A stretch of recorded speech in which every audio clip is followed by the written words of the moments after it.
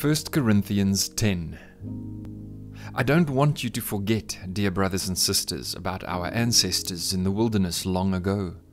All of them were guided by a cloud that moved ahead of them, and all of them walked through the sea on dry ground.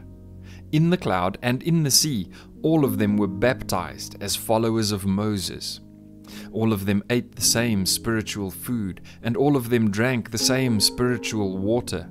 For they drank from the spiritual rock that traveled with them, and that rock was Christ. Yet God was not pleased with most of them, and their bodies were scattered in the wilderness.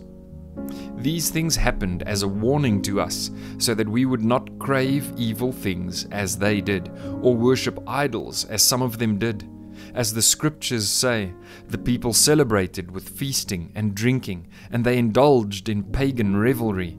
And we must not engage in sexual immorality as some of them did, causing 23,000 of them to die in one day. Nor should we put Christ to the test as some of them did, and then died from snake bites. And don't grumble as some of them did, and then were destroyed by the angel of death. These things happened to them as examples for us. They were written down to warn us who live at the end of the age. If you think you are standing strong, be careful not to fall. The temptations in your life are no different from what others experience, and God is faithful. He will not allow the temptation to be more than you can stand.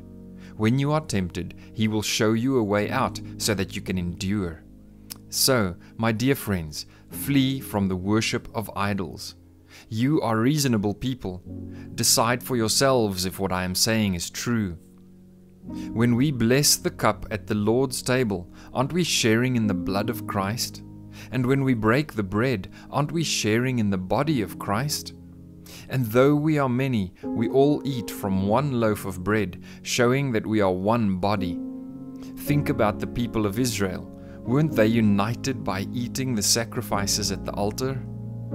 What am I trying to say? Am I saying that food offered to idols has some significance, or that idols are real gods? No, not at all. I am saying that these sacrifices are offered to demons, not to God. And I don't want you to participate with demons.